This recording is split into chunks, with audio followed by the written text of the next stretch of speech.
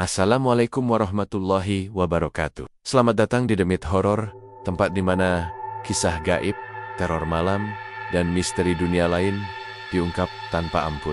Di sini, kamu akan mendengar cerita-cerita yang tak hanya bikin merinding, tapi juga bisa menghantui tidurmu. Suara bergema pelan, efek suara langkah kaki atau pintu berderit, matikan lampu. Pasang headsetmu, dan bersiaplah, karena kamu sedang memasuki dunia Demit Horor. Nada berubah sedikit lebih santai tapi tetap misterius. Jangan lupa untuk like, komen, dan subscribe agar kamu gak ketinggalan kisah-kisah horor terbaru dari kami. Dan ingat, di balik setiap cerita, selalu ada sesuatu yang mengintai. Di sebuah gang sempit di Pekalongan, berdirilah warung soto tautu sederhana milik Pak Deni, seorang pria berumur 45 tahun. Bersamanya, istrinya Ibu Ita, dan 5 anak mereka. Ia menjalani hidup yang sederhana, namun penuh kehangatan. Anak-anaknya Teguh, Sari, Budi, Lena, dan kecilnya Riko suka membantu di warung. Meskipun kadang rewel, mereka selalu membuat suasana warung menjadi hidup. Warung Pak Deni terkenal karena rasa sotonya yang khas. Setiap pagi, aroma gurih kuah tauco dan rampai yang sedap memenuhi udara di gang sempit itu. Pelanggan yang datang kebanyakan tetangga dan orang-orang yang tinggal dekat pasar. Pak Deni selalu menyapa mereka dengan ramah, dan Ibu Itak menyiapkan mangkok soto dengan senyum hangat. Namun, baru-baru ini, ada masalah yang mulai mengusik ketenangan Pak Deni di seberang jalan. Pak Singgi, seorang pedagang baru, membuka warung soto tauco juga. Bedanya, Pak Singgi menggunakan konsep modern, menu menarik, pelayanan cepat, dan interior yang bersih dan rapi. Tidak butuh waktu lama, beberapa pelanggan mulai beralih ke warung Pak Singgi. Pak Deni merasa cemas. Setiap malam, setelah menutup warung, ia duduk di depan rumah, menatap jalan kosong, dan memikirkan bagaimana ia bisa bertahan. Suasana hati Pak Deni mulai terganggu. Ia merasa gagal sebagai kepala keluarga, karena penghasilan dari warung kini mulai menurun. Ibu Ita, meskipun khawatir, mencoba menenangkan suaminya. "Deni, jangan khawatir. Pelanggan yang suka dengan rasa warung kita pasti akan tetap datang. Kita cuma harus sabar dan tetap menjaga kualitas soto kita." Namun hati Pak Deni tak mudah tenang. Ia sering terjaga di malam hari, memikirkan persaingan dengan Pak Singgi. Kadang ia membayangkan warungnya sepi, anak-anak menangis karena lapar, dan dirinya tak mampu memberi kehidupan yang layak bagi keluarga. Kekhawatiran itu menumpuk dan perlahan menumbuhkan benih rasa putus asa. Di sisi lain, anak-anaknya masih ceria. Teguh dan Budi membantu menyiapkan bumbu, Sari dan Lina membersihkan meja. Sedangkan Riko kecil bermain di sudut warung sambil menatap ibu dan ayahnya dengan mata polos. Mereka tidak tahu ketegangan yang dirasakan Pak Deni. Anak-anak selalu percaya bahwa warung mereka akan selalu ramai, dan ayah mereka selalu bisa menyelesaikan masalah. Malam itu, setelah warung tutup, Pak Deni duduk di beranda. Suasana sunyi, hanya terdengar suara jangkrik dan angin yang berhembus pelan. Di kejauhan, lampu warung Pak Singgi masih menyala terang. Pak Deni menatapnya dengan rasa iri dan sedikit cemas. Dalam hati, ia bertanya-tanya, apakah ada cara lain supaya warungnya bisa kembali ramah? Cara yang lebih cepat, tanpa harus bersaing secara adil dengan Pak Singgi. Malam itu, rasa gelisah semakin dalam. Dalam kesendirian, bayangan gelap seakan menyelinap di pinggir gang, membuat hawa di sekitar rumah terasa dingin meski malam itu tidak begitu malam. Anak-anak sudah tidur, Ibu Ita terlelap dengan khawatir yang samar. Sementara Pak Deni masih termenung, tidak tahu bahwa malam itu menjadi awal dari jalan yang penuh kegelapan dan bahaya yang akan menghampiri keluarganya. Beberapa hari setelah malam yang membuat Pak Deni gelisah, tekanan hidup semakin terasa. Warung soto tauco miliknya mulai sepi. Pelanggan yang dulu selalu setia kini lebih sering mampir ke warung Pak Singgi. Suasana hati Pak Deni semakin gelap setiap kali ia menghitung uang hasil dagangan, yang semakin menipis dari hari ke hari. Suatu sore, setelah menutup warung, Pak Deni duduk di depan rumah, menatap jalan yang sepi. Angin sore berhembus pelan, membawa aroma tanah basah dan rampar yang masih tertinggal di udara. Dalam kesendiriannya, Pak Deni teringat ucapan tetangganya beberapa hari lalu, "Dene, tahu-tahu tidak, di Jawa Timur ada orang-orang yang bisa membuat usaha berkembang dalam sekejap. Katanya, mereka bisa memberikan keberuntungan instan. Tapi harus ada harganya." Kata-kata itu terngiang di kepala Pak Deni. Awalnya ia menolak, berpikir bahwa itu hanya cerita-cerita mistis dan tidak masuk akal. Namun semakin malam, rasa putus asa mulai menguasainya. Ia membayangkan warungnya kembali ramai, anak-anak bisa makan enak, dan ia serta Ibu Itak tidak perlu lagi khawatir soal penghasilan. Malam itu, setelah anak-anak tidur dan Ibu Itak terlelap, Pak Denny menyelinap keluar rumah. Ia berjalan menuju gang kecil di dekat pasar, mencari ketenangan sekaligus merenung. Di tengah kesunyian malam, suara jangkrik terdengar lebih nyaring, dan bayangan-bayangan pepohonan tampak seperti sosok yang mengawasinya. Pak Denny merasa jantungnya berdegup cepat, bukan karena takut pada bayangan, tetapi karena rasa ingin tahu yang semakin membakar hatinya di kepalanya.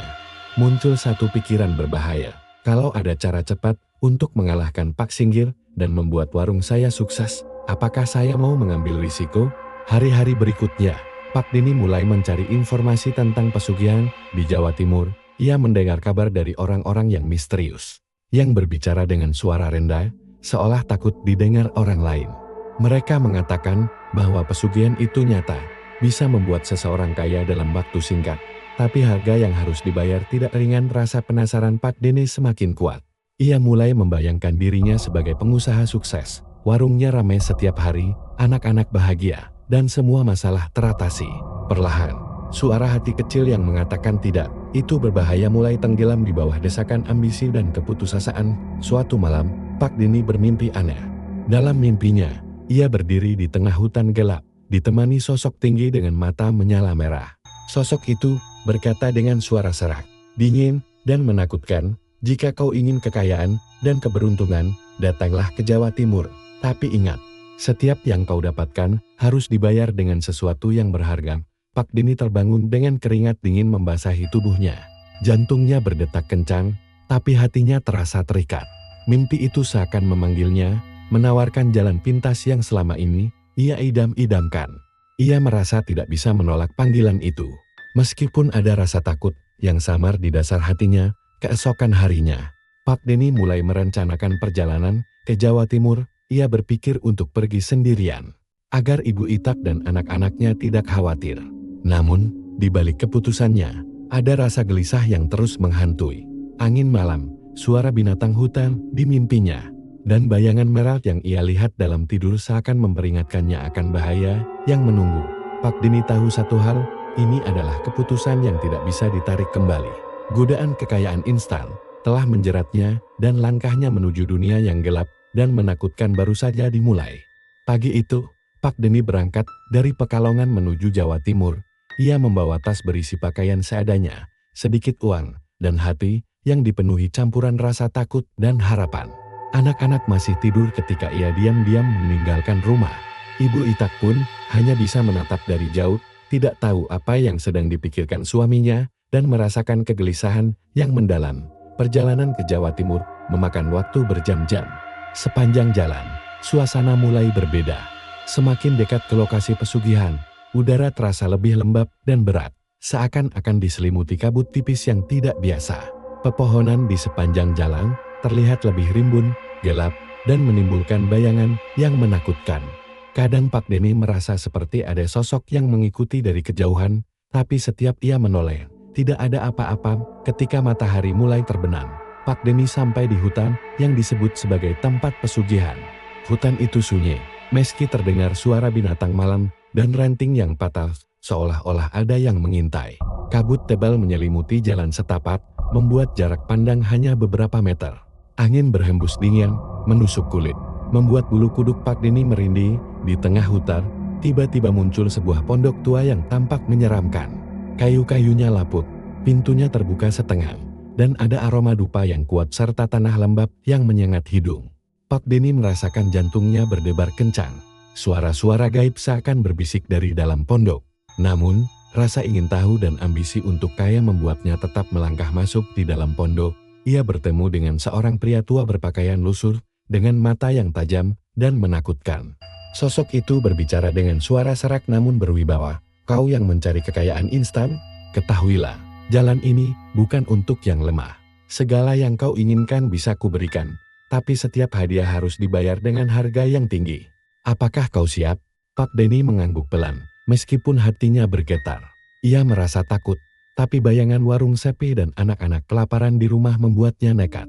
Sosok tua itu lalu memberikan instruksi, kau harus membuat persembahan, mengikuti ritual, dan bersumpah setia pada jalan ini. Setelah itu, kau akan merasakan kekayaan dan keberuntungan yang kau impikan. Tapi ingat, harga yang harus dibayar akan datang dan tak bisa ditolak. Pak Denny menuruti semua arahan itu. Ia membakar dupa, menabur beras, dan memotong ayam sebagai persembahan. Suara-suara gaib terdengar di sekelilingnya, seperti bisikan lembut, namun menakutkan. Mata Pak Denny menangkap bayangan-bayangan hitam yang bergerak di sudut-sudut pondok.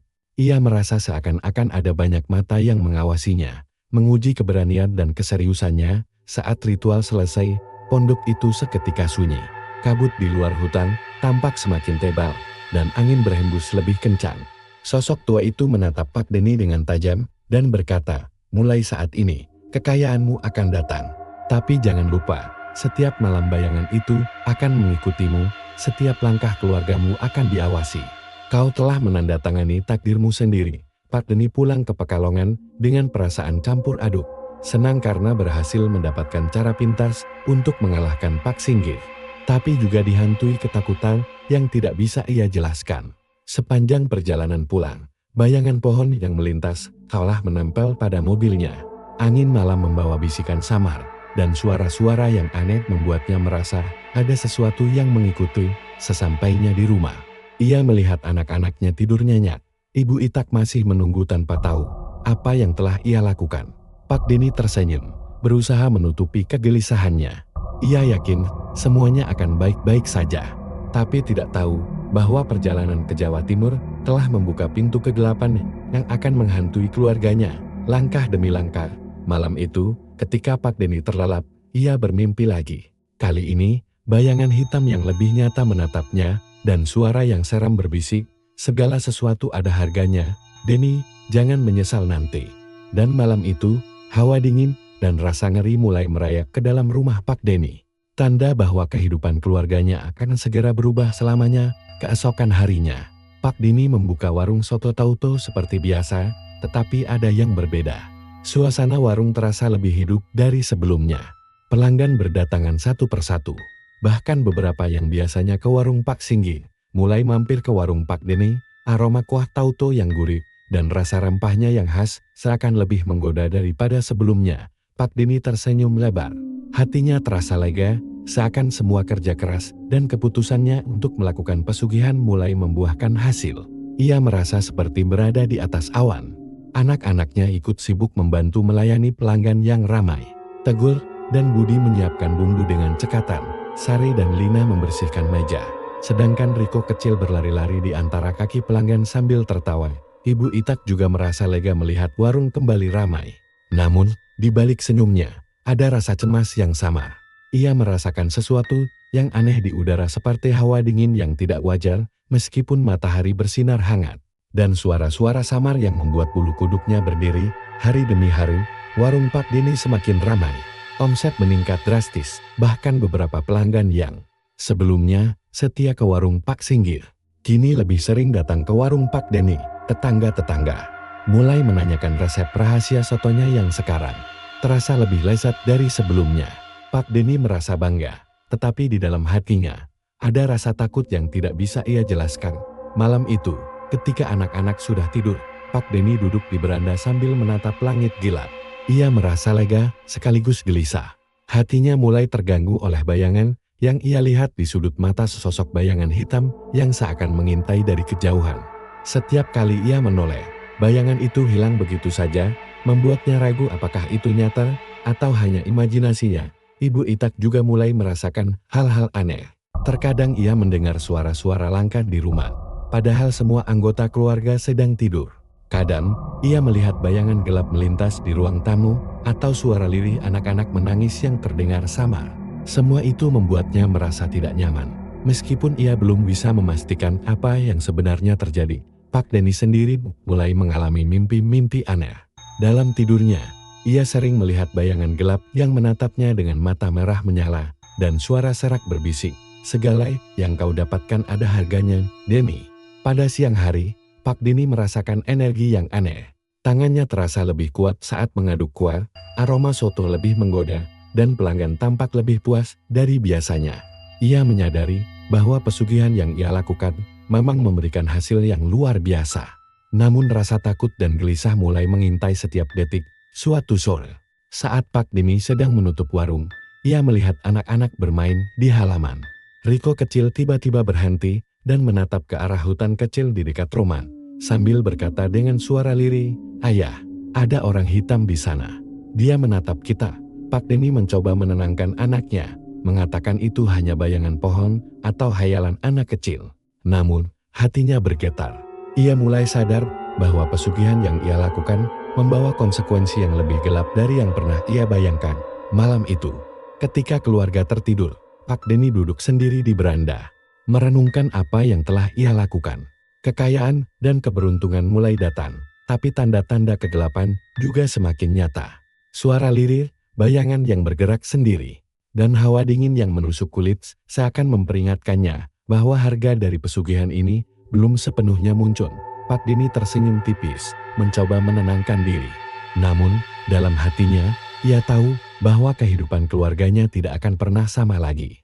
Awal dari keajaiban yang ia rasakan juga menjadi awal dari kekhawatiran yang akan menghantuinya, perlahan tapi pasti. Hari-hari setelah keberhasilan warung Pak Denny terasa seperti mimpi. Soto tautu miliknya selalu ramai, omset meningkat, dan ia merasa hidupnya perlahan kembali normal. Namun, di balik semua itu, ada hal-hal yang mulai terasa aneh. Anak-anak yang sebelumnya selalu ceria, mulai menunjukkan perilaku yang berbeda. Tegur dan Budi, biasanya lincah membantu di dapur, kini sering termenung menatap ke arah sudut rumah, seolah melihat sesuatu yang tidak tampak.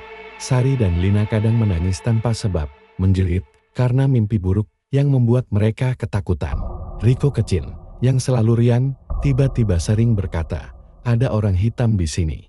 Dia menatap kita. Ibu Itak mulai merasakan hawa yang aneh di rumah. Suara-suara samar terdengar setiap malam seperti langkah kaki di lantai atas, meski semua anggota keluarga sedang tidur. Kadang terdengar bisikan lirih, menyapa Pak Denny dengan nada yang menakutkan, membuat bulu kuduknya merinding.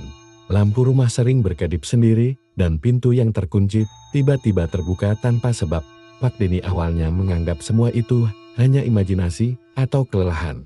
Tapi ketakutannya semakin nyata ketika suatu malam, ia terbangun karena suara tangisan anak-anak. Ia bergegas ke kamar mereka, tetapi menemukan mereka tertidur pulas. Namun, dinding kamar tampak basah seperti ada air yang menetes.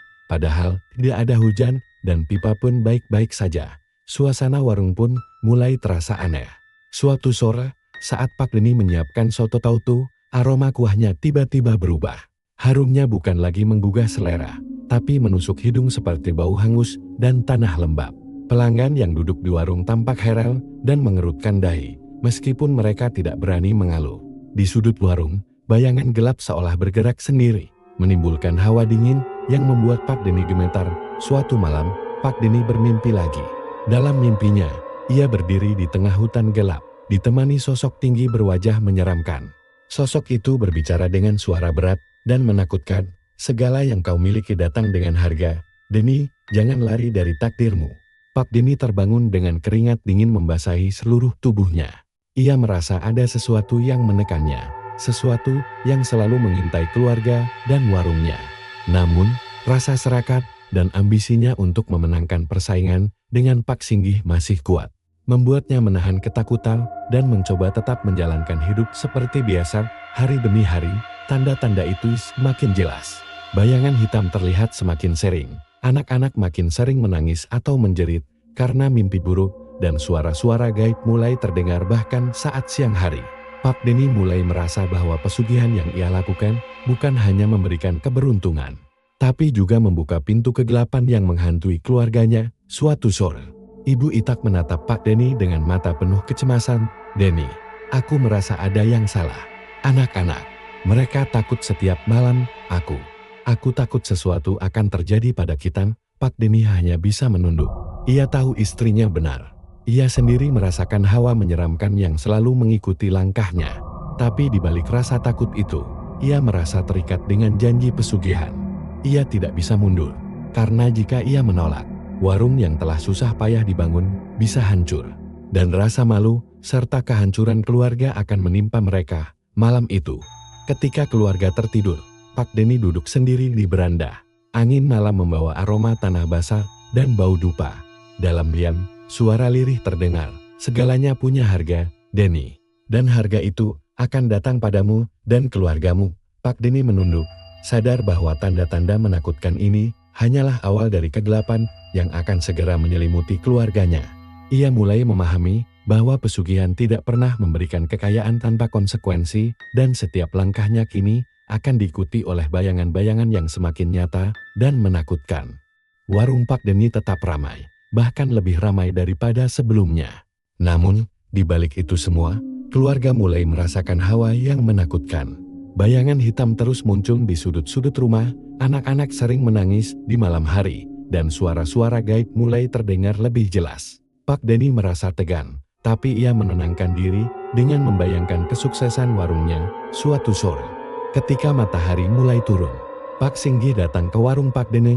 Ia tersenyum sinis, membawa kesan sombong, seolah ingin menantang dan menguji keberanian Pak Denny. Denny, warungmu ramai ya. Tapi jangan senang dulu. Persaingan ini belum selesai, katanya. Pak Denny membalas dengan senyum tipis, mencoba tetap tenang. Tapi begitu Pak Singgi masuk, suasana warung terasa aneh. Angin seolah berhembus dari sudut-sudut yang tidak masuk akal, membuat lilin di meja goyah. Bayangan hitam muncul di balik pilar warung, bergerak cepat, tapi tak pernah terlihat jelas oleh Pak Singgi. Selama percakapan, anak-anak yang berada di dekat dapur tiba-tiba berhenti bergerak. Riko kecil menatap ke arah Pak Denny dengan mata penuh ketakutan dan berbisik, "Ayah, dia." Ada bayangan di belakang Pak Singgi. Pak Denny mencoba menenangkan hatinya, berusaha tidak menunjukkan rasa takut. Ia tahu, jika ia panik, suasana akan semakin kacau. Pak Singgi sendiri tampaknya tidak menyadari hal-hal aneh itu.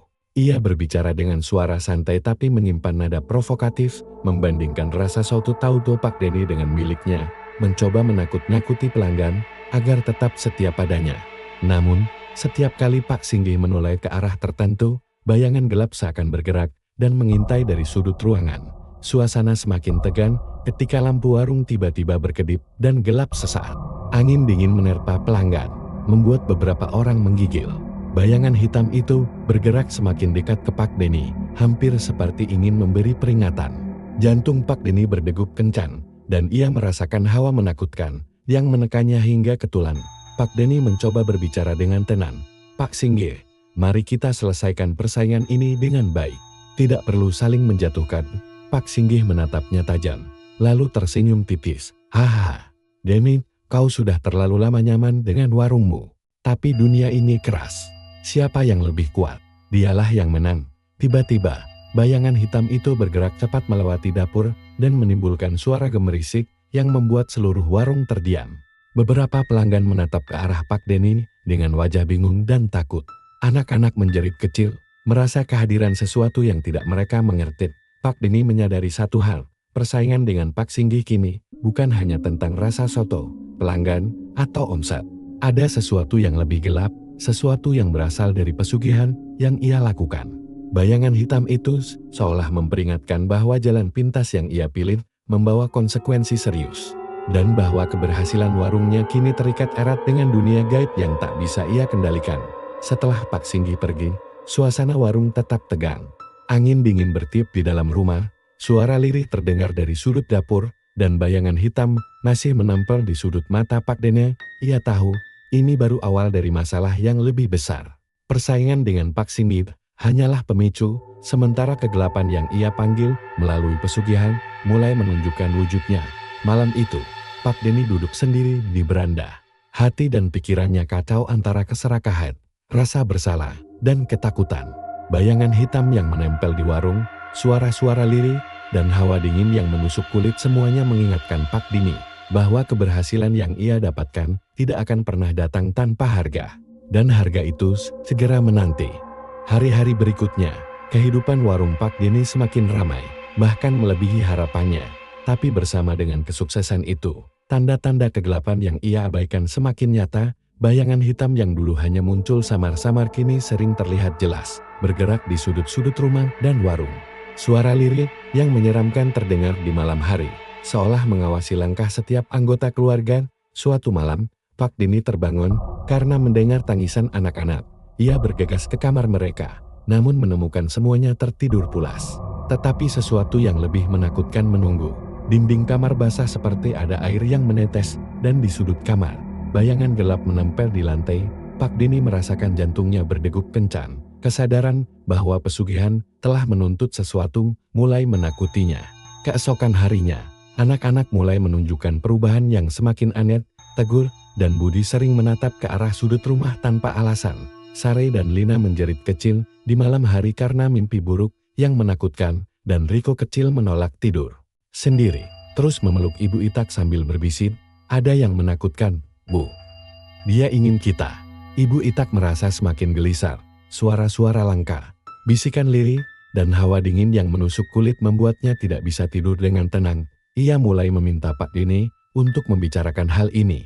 Namun Pak Denny merasa terjebak. Ia tahu, semua ini adalah konsekuensi dari pesugihan yang ia pilih. Kekayaan dan kesuksesan yang datang begitu cepat harus dibayar dengan harga yang mengerikan. Keluarganya mulai menjadi target dari kekuatan gaib yang ia panggil. Suatu malam, ketika Pak Denny sendirian di dapur, bayangan hitam muncul lebih jelas dari sebelumnya. Sosok itu tinggi, dengan mata merah menyala dan tubuh yang tampak bergerak seperti asap pekat. Suara serak dan berat terdengar, seakan mengisi seluruh ruangan. "Segala yang kau dapatkan ada harganya, Denny. Aku datang untuk menagih." Pak Denny gemetar, menyadari bahwa ini bukan mimpi atau imajinasi lagi. Kekayaan yang ia raih melalui pesugihan telah menuntut tumbal anak-anaknya. Hari-hari berikutnya menjadi semakin mencekam. Anak-anak satu persatu mulai mengalami kejadian aneh. Riko hilang beberapa jam tanpa jejak. Budi menjerit karena tangannya terasa terbakar oleh sesuatu yang tidak terlihat, dan Teguh melihat sosok hitam berdiri di samping tempat tidurnya saat malam. Suasana rumah menjadi penuh ketegangan. Tidak ada seorang pun yang bisa merasa aman. Pak Denny dan Ibu Itak mencoba mencari bantuan, namun tidak ada yang bisa melihat atau mendengar kehadiran makhluk gaib itu. Bahkan Pak Singgir, yang sempat menjadi pesaing, tidak menyadari bahaya yang mengintai. Keluarga Pak Denny menjadi terisolasi, dikepung oleh kegelapan yang mereka sendiri yang memanggilnya melalui pesugihan. Pada satu malam yang paling menakutkan, bayangan hitam itu muncul di tengah rumah. Ia berdiri di depan Pak Denny dan Ibu Itak. Suara seraknya bergema, "Ini adalah harga yang harus dibayar. Kekayaanmu tidak akan pernah kembali tanpa tumbal." Pak Denny merasakan kepanikan luar biasa. Ia ingin menghentikan semuanya, ingin mundur, tapi sudah terlambat. Jalan yang ia pilih tidak bisa diubah lagi. Dia hanya bisa menatap dengan ngeri saat makhluk itu bergerak mendekat, menuntut haknya keluarga Pak Denny sendiri.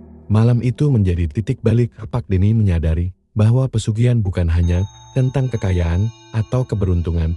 Ia adalah kontrak dengan dunia gelap yang akan menagih harga dengan cara yang paling mengerikan. Anak-anak dan keluarganya menjadi bagian dari konsekuensi itu, dan ketakutan yang menempel setiap malam kini bukan lagi imajinasi, tetapi kenyataan yang menakutkan. Pak Denny duduk di beranda setelah semuanya hening. Angin malam berhembus dingin, membawa aroma tanah basah dan bau dupa yang menusuk hidung. Bayangan hitam seakan menempel di sekeliling rumah. Menunggu langkahnya berikutnya, ia tahu satu hal.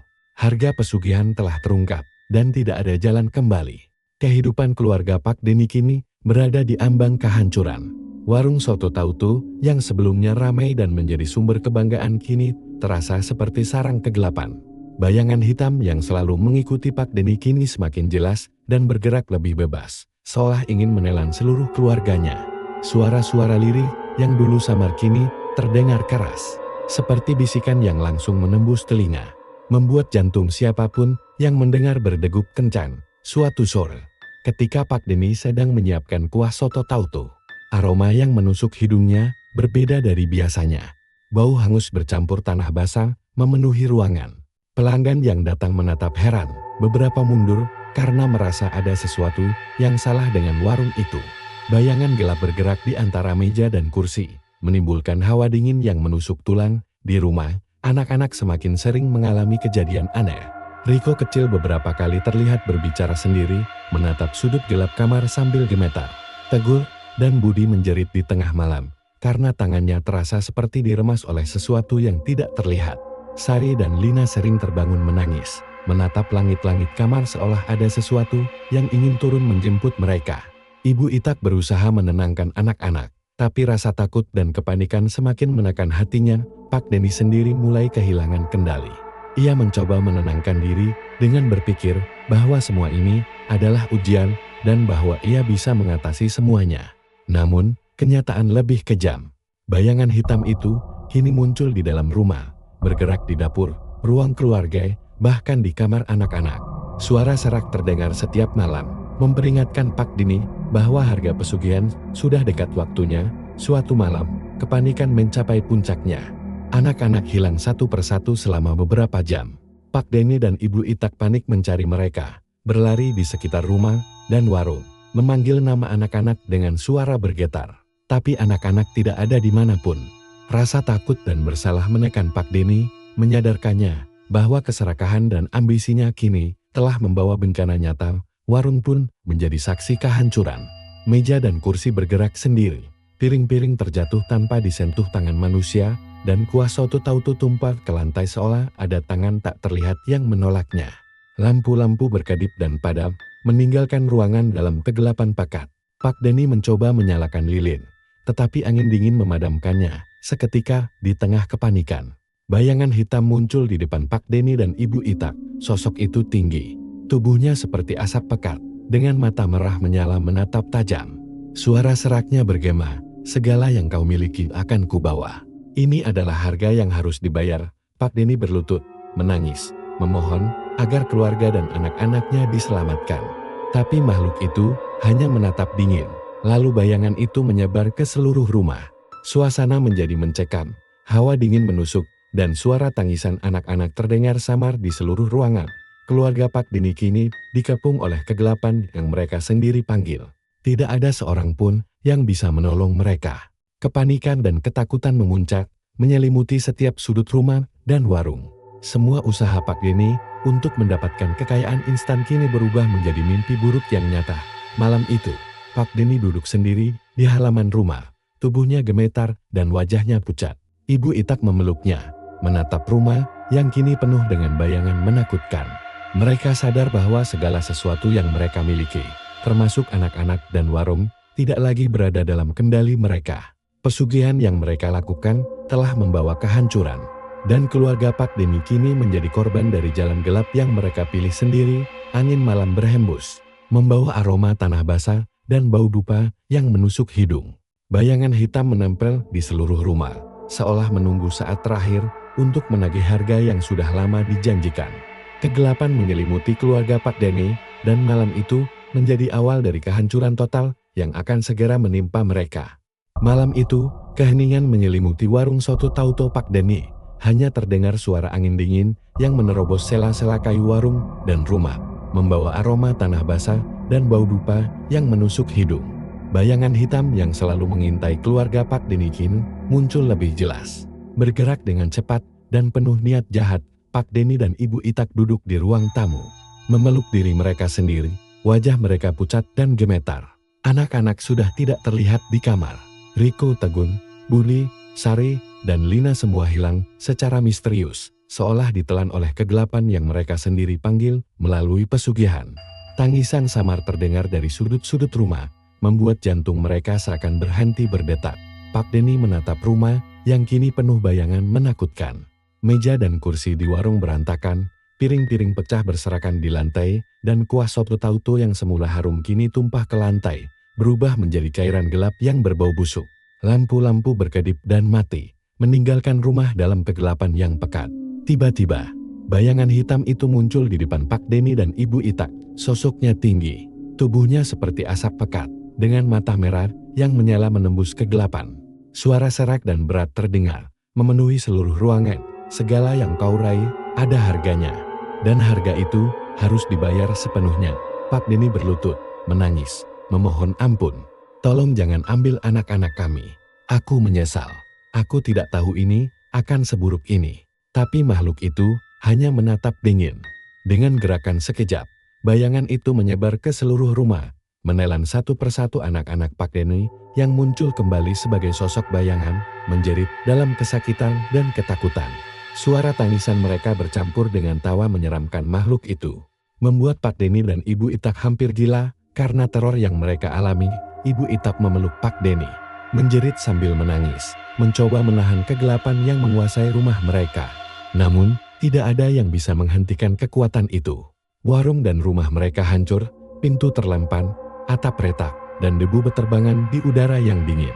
Semua yang mereka miliki, semua kebahagiaan dan harapan, lenyap dalam hitungan menit. Pak Deni merasakan tubuhnya melemah. Bayangan itu mendekat padanya, menatap lurus ke mata dengan tatapan penuh ancaman. Suara serak bergema lagi, ini adalah harga dari keserakahanmu. Jalan pintas yang kau pilih membawa kehancuran. Dengan satu gerakan cepat, bayangan itu menelan Pak Deni dan Ibu Ita. Dunia seakan runtuh.